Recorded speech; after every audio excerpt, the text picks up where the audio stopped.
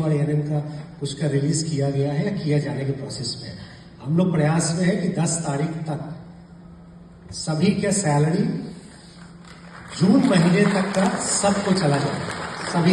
हम लोग इसके लिए प्रयासरत है। आप लोग पहले से जान रहे हैं, एनएचएम में पहले भी काम किया है, अलॉटमेंट का इश्यू होता है, तो जून महीने तक में तो कोई इश्यू नहीं है, सबका मिल जाएगा। जुलाई महीने में ईडी सर का एक लेटर गया हुआ है कि on the basis of FRS attendance ही वो रिलीज हो, ठीक है।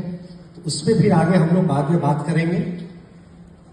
लेकिन एक चीज आप सभी लोग समझ लीजिए कि ये एफआरएस सिस्टम पे स्वास्थ्य विभाग के रेगुलर डॉक्टर से लेके सभी को इस पे आना है। ये आप समझ लीजिए और हम आपको आश्वस्त करते हैं। देखिए, हम समझ रहे हैं, हमारे पास बहुत तरह के पिटीशंस आए, घटना, धरना, प्रदर्शन, हाजिरी नहीं बनाने का, लेकिन 1-2 जिला को छोड़ के आप समझ लीजिए कि एफआरएस में रजिस्ट्रेशन हमारा 97% हो चुका है। 3% जो नहीं हुआ है, तो वहां के डीपीएम साहब, यहां से हम वैसा कोई शब्द का प्रयोग नहीं करना चाहेंगे, आपका असेसमेंट हो रहा है और ईडी सर आपसे पूछेंगे कि पूरे बिहार में 97% हो गया और 1-2-3 जिला में 80%, 82%, 85% पे क्यों है। इसका जवाब संबंधित डीपीएम साहब देंगे उस समय।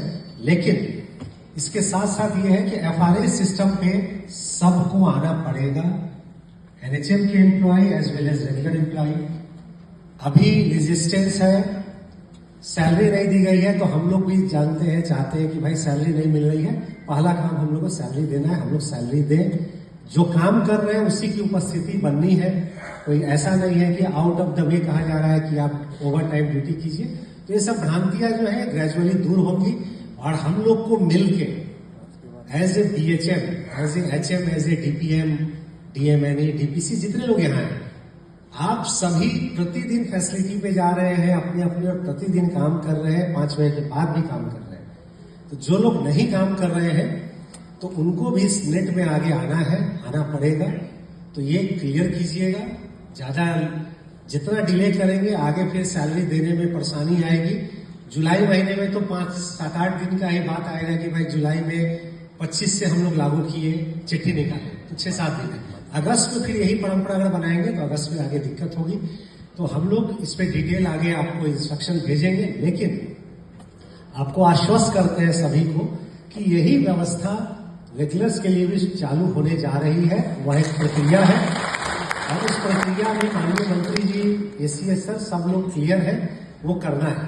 तो वो आगे आएगा तो उस पर डिटेल बात होगी। इसलिए आप लोग जो है बायोमेट्रिक्स अटेंडेंस लिखे हैं, तो आप समझिएगा कि एफआरएस अटेंडेंस की स्थिति, आगे ड्रेनेज